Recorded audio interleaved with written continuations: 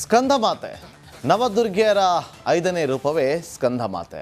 ಧರ್ಮ ರಕ್ಷಣೆಗೆ ಸ್ಕಂದನನ್ನ ಕಳುಹಿಸುವ ಶಕ್ತಿ ಮಾತೆ, ಷಣ್ಮುಖನನ್ನ ಪ್ರಸವಿಸೋ ಶಕ್ತಿ ಮಾತೆ. ಅದರ ಸ್ವರೂಪ ತಾರಕಾಸುರನ ವಧಿಸೋದಕ್ಕೆ ದೇವಗಣ ಸಂಘಟನೆ, ದೇವಗಣದ ನಾಯಕತ್ವ ವಹಿಸುವ ಸುಬ್ರಹ್ಮಣ್ಯ ಲೋಕ ಕಲ್ಯಾಣದ ಕೈಂಕರ್ಯ ನಿಭಾಯಿಸುವ ದೇವಿ. ಸೊ ಅದಕ್ಕೆ ಸಂಬಂಧಪಟ್ಟಂತೆ ಒಂದು ವರದಿ ಇದೆ, ನೋಡ್ಕೊಂಬನ್ನಿ.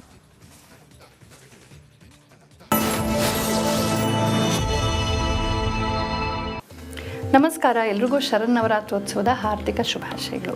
ನವರಾತ್ರದಲ್ಲಿ ವಿಶೇಷವಾಗಿ ನವದುರ್ಗೆಯರ ಆರಾಧನೆ ಮಾಡುವಂಥ ಪದ್ಧತಿ ಉಂಟು. ಕೆಲವರು ಮೊದಲ 3 ದಿನ ಮಹಾಲಕ್ಷ್ಮಿಯನ್ನು, ಮಧ್ಯದ 3 ದಿನ ಮಹಾಕಾಳಿಯನ್ನು, ಕೊನೆಯ 3 ದಿನ ಮಹಾಸರಸ್ವತಿಯನ್ನು ಆರಾಧನೆ ಮಾಡ್ತಾರೆ. ಕೆಲವರು ಒಂದೊಂದು ದಿನದಲ್ಲಿ ಒಂದೊಂದು ದೇವಿಯ ರೂಪವನ್ನು ಆರಾಧನೆ ಮಾಡ್ತಾರೆ, ನವದುರ್ಗೆಯರ ರೂಪವನ್ನು ಆರಾಧನೆ ಮಾಡ್ತಾರೆ. ಹಾಗೆ ನವದುರ್ಗೆಯರ ಆರಾಧನೆ ಬಹಳ ಪ್ರಸಿದ್ಧವಾದದ್ದು. ಇವತ್ತು 5ನೆಯ ದಿನ. ನವದುರ್ಗೆಯರ ಶ್ಲೋಕದ ಪ್ರಕಾರ ಪ್ರಥಮಂ ಶೈಲಪುತ್ರೀಚ, ದ್ವಿತೀಯಂ ಬ್ರಹ್ಮಚಾರಿಣಿ, ತೃತೀಯಂ ಚಂದ್ರಘಂಟೇತಿ, ಕೂಷ್ಮಾಂಡೇತಿ, ಚತುರ್ಥಕಂ ಪಂಚಮಂ ಸ್ಕಂದಮಾತಾ ಇತಿ. ನಾವು ನೋಡಿದ್ವಿ ನಿನ್ನೆ ಚತುರ್ಥ ದಿನದಂದು ಅವಳು ಕೂಷ್ಮಾಂಡ ರೂಪವನ್ನು ತಾಳ್ತಾಳೆ. ಅಂದರೆ ಸೂಕ್ಷ್ಮವಾದ ಅಂಡ ರೂಪದಲ್ಲಿ, ಒಂದು ಚಿಕ್ಕ ಅಣುವಿನ ರೂಪದಲ್ಲಿ ಸಮಸ್ತ ಸೃಷ್ಟಿಯ ಬೀಜ ಅವಳ ಹೊಟ್ಟೆಯಲ್ಲಿದೆ. ಅವಳು ಸಕಲ ಬ್ರಹ್ಮಾಂಡವನ್ನು ಬಸಿರಲಿ ಧರಿಸಿ ನಿತ್ಯವೂ ಪೊರೆವಳು ಅಂತ ಕವಿಗಳು ಹಾಡೋ ಹಾಗೆ ಅವಳ ಉದರದಲ್ಲೇ ಸಕಲ ಬ್ರಹ್ಮಾಂಡಗಳು ಇವೆ. ಆ ಸಕಲ ಬ್ರಹ್ಮಾಂಡಗಳನ್ನು ನಿರಂತರವಾಗಿ ಸೃಷ್ಟಿ ಮಾಡ್ತಾನೇ ಇರುವಂತಹ ಬೀಜ ಮಾತೃಮೂಲ ಅವಳ ಒಳಗೆ ಇದೆ ಅನ್ನೋದನ್ನು ಕೂಷ್ಮಾಂಡ ರೂಪ ಸೂಚಿಸುತ್ತೆ. ಹೀಗೆ ಅವಳು ಪ್ರಸವಿಸ್ತಾಳೆ. ಯಾರನ್ನು ಪ್ರಸವಿಸ್ತಾಳೆ? ಸ್ಕಂದನನ್ನು, ಸುಬ್ರಹ್ಮಣ್ಯನನ್ನು ವಿಶೇಷವಾಗಿ ಪ್ರಸವಿಸ್ತಾಳೆ. ಸಮಸ್ತ ಲೋಕಗಳನ್ನು ಅವಳೇ ಸೃಷ್ಟಿ ಮಾಡ್ತಾಳೆ. ಆದರೆ ಈ ಲೋಕಗಳಲ್ಲಿ ವೈರಸ್ ಹಿಡಿಯತ್ತೆ. ಯಾವುದದು? ಅಧರ್ಮ ಅನ್ನೋ ವೈರಸ್ಸು. ಧರ್ಮಕ್ಕೆ, ಸನಾತನ ಧರ್ಮಕ್ಕೆ, ಸನಾತನ ಸಮಾಜಕ್ಕೆ, ನಮ್ಮ ದೇಶಕ್ಕೆ, ಒಳ್ಳೆತನಕ್ಕೆ, ಸಜ್ಜನಿಕೆಗೆ ತೊಂದರೆ ಕೊಡುವಂಥ ದುಷ್ಟರು ದೇಶದ ಒಳಗೂ ಹೊರಗೂ ಹುಟ್ಕೊಳ್ತಾರಲ್ಲ. ಈ ಮ್ಲೇಚ್ಛ ಶಕ್ತಿಗಳು ಬಂದು ಎಲ್ಲವನ್ನು ನಾಶ ಮಾಡೋಕ್ಕೆ ಹೊರಟಾಗ ಅದನ್ನು ಸರಿಪಡಿಸೋದಕ್ಕೆ ಸಜ್ಜನರು ಸಂಘಟಿತರಾಗಬೇಕು. ಆದರೆ ಸಜ್ಜನರಿಗೆ ಕೆಟ್ಟದ್ದು ಮಾಡೋಕ್ಕೆ ಬರಲ್ಲ, ಆದರೆ ಒಳ್ಳೇದು ಮಾಡೋಕ್ಕೂ ಬರಲ್ಲ, ಜೊತೆಯಲ್ಲಿ ಸೇರಿ ಸಂಘಟಿತರಾಗೋದಕ್ಕೂ ಬರಲ್ಲ. ನಮ್ಗೆ ಯಾಕಪ್ಪ ಅಂತ ಇದ್ದುಬಿಡ್ತಾರೆ. ಯಾವಾಗ ಸಂಘಟನಾಹೀನರಾಗಿ, ನಿರ್ವೀರ್ಯರಾಗಿ, ಕ್ಷಾತ್ರಹೀನರಾಗಿ ದುರ್ಬಲರಾಗ್ತಾರೋ ಸಜ್ಜನರು, ದೇವತೆಗಳು, ಮನುಷ್ಯರು, ಆಗ ಒಬ್ಬ ನಾಯಕನ ಅಗತ್ಯ ಬರುತ್ತೆ. ಆಗ ಜಗನ್ಮಾತೆ ಈ ತಾರಕಾಸುರನ ತಾರಕಾಸುರನ ಮುಂದೆ ತುಂಬ ನಿಶಕ್ತರಾಗಿ ಅಸಹಾಯಕರಾಗಿದ್ದಂಥ ದೇವತಾ, ಯಕ್ಷ, ಗಂಧರ್ವ, ಕಿನ್ನರ, ಕೋಟಿ, ಮಾನವ ಗಣ ಏನಿದೆ ಇವರನ್ನೆಲ್ಲ ಸಂಘಟನೆಗೊಳಿಸೋದಕ್ಕೆ ಅಂತ ಜಗನ್ಮಾತೆ ಸ್ಕಂದನನ್ನು ಪ್ರಸವಿಸ್ತಾಳೆ. ಅದಕ್ಕೆ ಅವಳಿಗೆ ಹೆಸರು ಸ್ಕಂದಮಾತಾ ಅಂತ. ತನ್ನ ಮಡಿಲಲ್ಲಿ ಪುಟಾಣಿ ಸ್ಕಂದನನ್ನು ಕೂಡಿಸ್ಕೊಂಡಿರುವಂಥ ಸ್ಕಂದ ಮಾತೆಯ ಚಿತ್ರವನ್ನು ನೀವು ನೋಡಿರ್ಬೋದು. ಸಂತಾನ ಲಕ್ಷ್ಮಿ ಥರನೇ ಇರ್ತಾಳೆ. ಆ ಸ್ಕಂದನಿಗೆ ಅವಳೇ ಶಕ್ತ್ಯಾಯುಧವನ್ನು ಕೊಡ್ತಾಳೆ. ಅಂದರೆ ತಾಯಿಯೇ ಹೇಳಿ, ಹೋಗು ಮಗು, ಹೋಗು, ದುಷ್ಟ ಸಂಹಾರ ಮಾಡು, ನಮ್ಗೆ ಯಾಕೆ ಸುಮ್ಮನಿರು, ಈ ಕಡೆ ಬಾ ಅಂತ ಹೇಳುವಂಥ ದುರ್ಬಲ ತಾಯಿಯಲ್ಲ ಅವಳು. ಆ ಮಗನಿಗೆ ಶಕ್ತಿಯ ದೀಕ್ಷೆಯನ್ನು, ಕ್ಷಾತ್ರದ ದೀಕ್ಷೆಯನ್ನು ಕೊಡ್ತಾಳೆ. ದೇವತೆಗಳ ಗಣನಾಯಕನನ್ನಾಗಿ ಮಾಡ್ತಾಳೆ. ಯಾರಿಗೆ?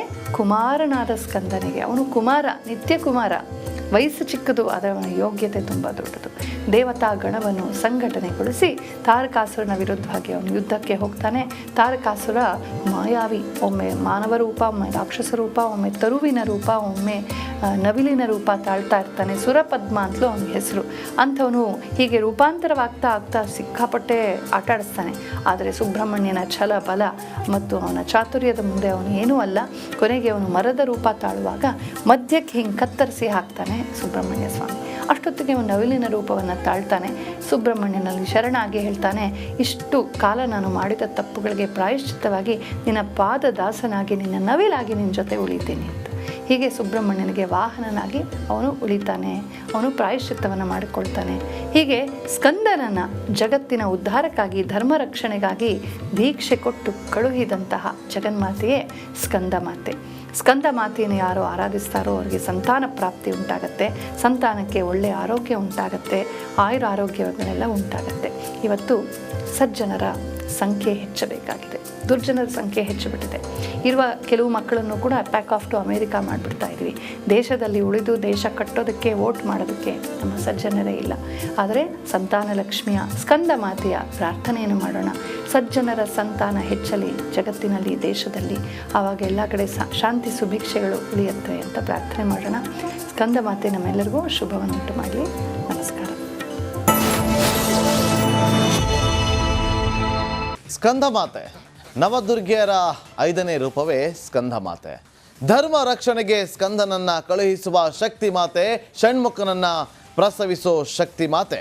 ಅದರ ಸ್ವರೂಪ ತಾರಕಾಸುರನ್ನ ವಧಿಸೋದಕ್ಕೆ ದೇವಗಣ ಸಂಘಟನೆ, ದೇವಗಣದ ನಾಯಕತ್ವ ವಹಿಸುವ ಸುಬ್ರಹ್ಮಣ್ಯ, ಲೋಕ ಕಲ್ಯಾಣದ ಕೈಂಕರ್ಯ ನಿಭಾಯಿಸುವ ದೇವಿ.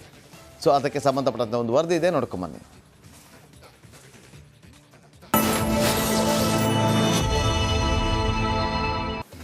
ನಮಸ್ಕಾರ, ಎಲ್ರಿಗೂ ಶರನ್ನವರಾತ್ರೋತ್ಸವದ ಹಾರ್ದಿಕ ಶುಭಾಶಯಗಳು.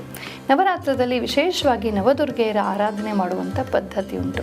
ಕೆಲವರು ಮೊದಲ 3 ದಿನ ಮಹಾಲಕ್ಷ್ಮಿಯನ್ನು, ಮಧ್ಯದ 3 ದಿನ ಮಹಾಕಾಳಿಯನ್ನು, ಕೊನೆಯ 3 ದಿನ ಮಹಾಸರಸ್ವತಿಯನ್ನು ಆರಾಧನೆ ಮಾಡ್ತಾರೆ. ಕೆಲವರು ಒಂದೊಂದು ದಿನದಲ್ಲಿ ಒಂದೊಂದು ದೇವಿಯ ರೂಪವನ್ನು ಆರಾಧನೆ ಮಾಡ್ತಾರೆ, ನವದುರ್ಗೆಯರ ರೂಪವನ್ನು ಆರಾಧನೆ ಮಾಡ್ತಾರೆ. ಹಾಗೆ ನವದುರ್ಗೆಯರ ಆರಾಧನೆ ಬಹಳ ಪ್ರಸಿದ್ಧವಾದದ್ದು. ಇವತ್ತು 5ನೆಯ ದಿನ. ನವದುರ್ಗೆಯರ ಶ್ಲೋಕದ ಪ್ರಕಾರ ಪ್ರಥಮಂ ಶೈಲಪುತ್ರಿ ಚ, ದ್ವಿತೀಯಂ ಬ್ರಹ್ಮಚಾರಿಣಿ, ತೃತೀಯಂ ಚಂದ್ರಗಂಟೇತಿ, ಕೂಷ್ಮಾಂಡೇತಿ, ಚತುರ್ಥಕಂ ಪಂಚಮಂ ಸ್ಕಂದಮಾತಾ ಇತಿ. ನಾವು ನೋಡಿದ್ವಿ ನಿನ್ನೆ ಚತುರ್ಥ ದಿನದಂದು ಅವಳು ಕೂಷ್ಮಾಂಡ ರೂಪವನ್ನು ತಾಳ್ತಾಳೆ. ಅಂದರೆ ಸೂಕ್ಷ್ಮವಾದ ಅಂಡ ರೂಪದಲ್ಲಿ, ಒಂದು ಚಿಕ್ಕ ಅಣುವಿನ ರೂಪದಲ್ಲಿ ಸಮಸ್ತ ಸೃಷ್ಟಿಯ ಬೀಜ ಅವಳ ಹೊಟ್ಟೆಯಲ್ಲಿದೆ. ಅವಳು ಸಕಲ ಬ್ರಹ್ಮಾಂಡವನ್ನು ಬಸಿರಲ್ಲಿ ಧರಿಸಿ ನಿತ್ಯವೂ ಪೊರೆವಳು ಅಂತ ಕವಿಗಳು ಹಾಡೋ ಹಾಗೆ ಅವಳ ಉದರದಲ್ಲೇ ಸಕಲ ಬ್ರಹ್ಮಾಂಡಗಳು ಇವೆ. ಆ ಸಕಲ ಬ್ರಹ್ಮಾಂಡಗಳನ್ನು ನಿರಂತರವಾಗಿ ಸೃಷ್ಟಿ ಮಾಡ್ತಾನೇ ಇರುವಂತಹ ಬೀಜ ಮಾತೃಮೂಲ ಅವಳ ಒಳಗೆ ಇದೆ ಅನ್ನೋದನ್ನು ಕೂಷ್ಮಾಂಡ ರೂಪ ಸೂಚಿಸುತ್ತೆ. ಹೀಗೆ ಅವಳು ಪ್ರಸವಿಸ್ತಾಳೆ. ಯಾರನ್ನು ಪ್ರಸವಿಸ್ತಾಳೆ? ಸ್ಕಂದನನ್ನು, ಸುಬ್ರಹ್ಮಣ್ಯನನ್ನು ವಿಶೇಷವಾಗಿ ಪ್ರಸವಿಸ್ತಾಳೆ. ಸಮಸ್ತ ಲೋಕಗಳನ್ನು ಅವಳೇ ಸೃಷ್ಟಿ ಮಾಡ್ತಾಳೆ. ಆದರೆ ಈ ಲೋಕಗಳಲ್ಲಿ ವೈರಸ್ ಹಿಡಿಯತ್ತೆ. ಯಾವುದದು? ಅಧರ್ಮ ಅನ್ನೋ ವೈರಸ್ಸು. ಧರ್ಮಕ್ಕೆ, ಸನಾತನ ಧರ್ಮಕ್ಕೆ, ಸನಾತನ ಸಮಾಜಕ್ಕೆ, ನಮ್ಮ ದೇಶಕ್ಕೆ, ಒಳ್ಳೆತನಕ್ಕೆ, ಸಜ್ಜನಿಕೆಗೆ ತೊಂದರೆ ಕೊಡುವಂಥ ದುಷ್ಟರು ದೇಶದ ಒಳಗೂ ಹೊರಗೂ ಹುಟ್ಕೊಳ್ತಾರಲ್ಲ. ಈ ಮ್ಲೇಚ್ಛ ಶಕ್ತಿಗಳು ಬಂದು ಎಲ್ಲವನ್ನು ನಾಶ ಮಾಡೋಕ್ಕೆ ಹೊರಟಾಗ ಅದನ್ನು ಸರಿಪಡಿಸೋದಕ್ಕೆ ಸಜ್ಜನರು ಸಂಘಟಿತರಾಗಬೇಕು. ಆದರೆ ಸಜ್ಜನರಿಗೆ ಕೆಟ್ಟದ್ದು ಮಾಡೋಕ್ಕೆ ಬರಲ್ಲ, ಆದರೆ ಒಳ್ಳೇದು ಮಾಡೋಕ್ಕೂ ಬರಲ್ಲ, ಜೊತೆಯಲ್ಲಿ ಸೇರಿ ಸಂಘಟಿತರಾಗೋದಕ್ಕೂ ಬರಲ್ಲ. ನಮ್ಗೆ ಯಾಕಪ್ಪ ಅಂತ ಇದ್ದುಬಿಡ್ತಾರೆ. ಯಾವಾಗ ಸಂಘಟನಾಹೀನರಾಗಿ, ನಿರ್ವೀರ್ಯರಾಗಿ, ಕ್ಷಾತ್ರಹೀನರಾಗಿ ದುರ್ಬಲರಾಗ್ತಾರೋ ಸಜ್ಜನರು, ದೇವತೆಗಳು, ಮನುಷ್ಯರು, ಆಗ ಒಬ್ಬ ನಾಯಕನ ಅಗತ್ಯ ಬರುತ್ತೆ. ಆಗ ಜಗನ್ಮಾತೆ ಈ ತಾರಕಾಸುರನ ತಾರಕಾಸುರನ ಮುಂದೆ ತುಂಬ ನಿಶಕ್ತರಾಗಿ ಅಸಹಾಯಕರಾಗಿದ್ದಂಥ ದೇವತಾ, ಯಕ್ಷ, ಗಂಧರ್ವ, ಕಿನ್ನರ, ಕೋಟಿ, ಮಾನವ ಗಣ ಏನಿದೆ ಇವರನ್ನೆಲ್ಲ ಸಂಘಟನೆಗೊಳಿಸೋದಕ್ಕೆ ಅಂತ ಜಗನ್ಮಾತೆ ಸ್ಕಂದನನ್ನು ಪ್ರಸವಿಸ್ತಾಳೆ. ಅದಕ್ಕೆ ಅವಳಿಗೆ ಹೆಸರು ಸ್ಕಂದಮಾತಾ ಅಂತ. ತನ್ನ ಮಡಿಲಲ್ಲಿ ಪುಟಾಣಿ ಸ್ಕಂದನನ್ನು ಕೂಡಿಸ್ಕೊಂಡಿರುವಂಥ ಸ್ಕಂದ ಮಾತೆಯ ಚಿತ್ರವನ್ನು ನೀವು ನೋಡಿರ್ಬೋದು. ಸಂತಾನ ಲಕ್ಷ್ಮಿ ಥರನೇ ಇರ್ತಾಳೆ. ಆ ಸ್ಕಂದನಿಗೆ ಅವಳೇ ಶಕ್ತ್ಯಾಯುಧವನ್ನು ಕೊಡ್ತಾಳೆ. ಅಂದರೆ ತಾಯಿಯೇ ಹೇಳಿ, ಹೋಗು ಮಗು, ಹೋಗು, ದುಷ್ಟ ಸಂಹಾರ ಮಾಡು, ನಮ್ಗೆ ಯಾಕೆ ಸುಮ್ಮನಿರು, ಈ ಕಡೆ ಬಾ ಅಂತ ಹೇಳುವಂಥ ದುರ್ಬಲ ತಾಯಿಯಲ್ಲ ಅವಳು. ಆ ಮಗನಿಗೆ ಶಕ್ತಿಯ ದೀಕ್ಷೆಯನ್ನು, ಕ್ಷಾತ್ರದ ದೀಕ್ಷೆಯನ್ನು ಕೊಡ್ತಾಳೆ. ದೇವತೆಗಳ ಗಣನಾಯಕನನ್ನಾಗಿ ಮಾಡ್ತಾಳೆ. ಯಾರಿಗೆ? ಕುಮಾರನಾದ ಸ್ಕಂದನಿಗೆ. ಅವನು ಕುಮಾರ, ನಿತ್ಯ ಕುಮಾರ, ವಯಸ್ಸು ಚಿಕ್ಕದು, ಅದರ ಯೋಗ್ಯತೆ ತುಂಬ ದೊಡ್ಡದು. ದೇವತಾ ಗಣವನ್ನು ಸಂಘಟನೆಗೊಳಿಸಿ ತಾರಕಾಸುರನ ವಿರುದ್ಧವಾಗಿ ಅವನು ಯುದ್ಧಕ್ಕೆ ಹೋಗ್ತಾನೆ. ತಾರಕಾಸುರ ಮಾಯಾವಿ, ಒಮ್ಮೆ ಮಾನವ ರೂಪ, ಒಮ್ಮೆ ರಾಕ್ಷಸ ರೂಪ, ಒಮ್ಮೆ ತರುವಿನ ರೂಪ, ಒಮ್ಮೆ ನವಿಲಿನ ರೂಪ ತಾಳ್ತಾ ಇರ್ತಾನೆ. ಸುರಪದ್ಮ ಅಂತಲೂ ಅವನ ಹೆಸರು. ಅಂಥವನು ಹೀಗೆ ರೂಪಾಂತರವಾಗ್ತಾ ಆಗ್ತಾ ಸಿಕ್ಕಾಪಟ್ಟೆ ಆಟಾಡಿಸ್ತಾನೆ. ಆದರೆ ಸುಬ್ರಹ್ಮಣ್ಯನ ಛಲ, ಬಲ ಮತ್ತು ಅವನ ಚಾತುರ್ಯದ ಮುಂದೆ ಅವನು ಏನೂ ಅಲ್ಲ. ಕೊನೆಗೆ ಅವನು ಮರದ ರೂಪ ತಾಳುವಾಗ ಮಧ್ಯಕ್ಕೆ ಹಿಂಗೆ ಕತ್ತರಿಸಿ ಹಾಕ್ತಾನೆ ಸುಬ್ರಹ್ಮಣ್ಯ ಸ್ವಾಮಿ. ಅಷ್ಟೊತ್ತಿಗೆ ಅವನು ನವಿಲಿನ ರೂಪವನ್ನು ತಾಳ್ತಾನೆ. ಸುಬ್ರಹ್ಮಣ್ಯನಲ್ಲಿ ಶರಣಾಗಿ ಹೇಳ್ತಾನೆ, ಇಷ್ಟು ಕಾಲ ನಾನು ಮಾಡಿದ ತಪ್ಪುಗಳಿಗೆ ಪ್ರಾಯಶ್ಚಿತ್ತವಾಗಿ ನಿನ್ನ ಪಾದ ದಾಸನಾಗಿ, ನಿನ್ನ ನವಿಲಾಗಿ ನಿನ್ನ ಜೊತೆ ಉಳಿತೀನಿ ಅಂತ. ಹೀಗೆ ಸುಬ್ರಹ್ಮಣ್ಯನಿಗೆ ವಾಹನನಾಗಿ ಅವನು ಉಳಿತಾನೆ.